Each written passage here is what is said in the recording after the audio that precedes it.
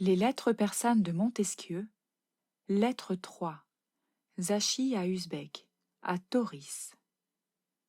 Nous avons ordonné au chef des eunuques de nous mener à la campagne.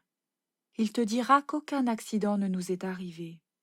Quand il fallut traverser la rivière et quitter nos litières, nous nous mîmes, selon la coutume, dans des boîtes.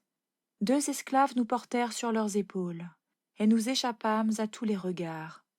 Comment aurais-je pu vivre, cher Usbek, dans ton sérail d'Ispahan, dans ces lieux qui, me rappelant sans cesse mes plaisirs passés, irritaient tous les jours mes désirs avec une nouvelle violence? J'errais d'appartements en appartements, te cherchant toujours et ne te trouvant jamais, mais rencontrant partout un cruel souvenir de ma félicité passée. Tantôt je me voyais en ce lieu où, pour la première fois de ma vie, je te reçus dans mes bras.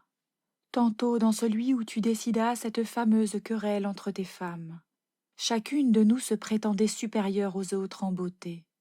Nous nous présentâmes devant toi, après avoir épuisé tout ce que l'imagination peut fournir de parures et d'ornements.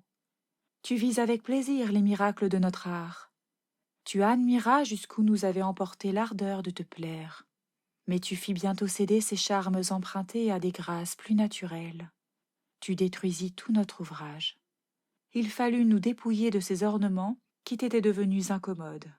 Il fallut paraître à ta vue dans la simplicité de la nature. Je comptais pour rien la pudeur. Je ne pensais qu'à ma gloire. Heureux Usbek, que de charmes furent étalés à tes yeux. Nous te vîmes longtemps errer d'enchantements en enchantements. Ton âme incertaine demeura longtemps sans se fixer. Chaque grâce nouvelle te demandait un tribut. Nous fûmes en un moment toutes couvertes de tes baisers. Tu portas tes curieux regards dans les lieux les plus secrets. Tu nous fis passer, en un instant, dans 1000 situations différentes. Toujours de nouveaux commandements et une obéissance toujours nouvelle. Je te l'avoue, Usbek, une passion encore plus vive que l'ambition me fit souhaiter de te plaire. Je me vis insensiblement devenir la maîtresse de ton cœur. Tu me pris, tu me quittas, tu revins à moi, et je sus te retenir. Le triomphe fut tout pour moi, et le désespoir pour mes rivales. Il nous sembla que nous fussions seuls dans le monde. Tout ce qui nous entourait ne fut plus digne de nous occuper. Plût au ciel que mes rivales eussent eu le courage de rester témoins de toutes les marques d'amour que je reçus de toi.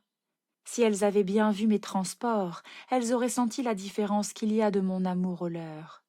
Elles auraient vu que, si elles pouvaient disputer avec moi de charme, elles ne pouvaient pas disputer de sensibilité. Mais où suis-je? Où m'emmène ce vain récit?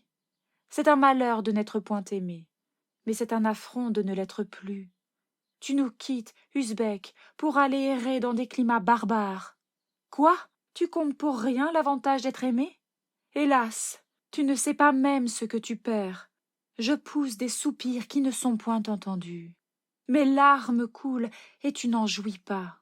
Il semble que l'amour respire dans le sérail, et ton insensibilité t'en éloigne sans cesse. Ah, mon cher Usbek, si tu savais être heureux! Du sérail de Fatmé, le 21 de la lune de Maharam, 1711.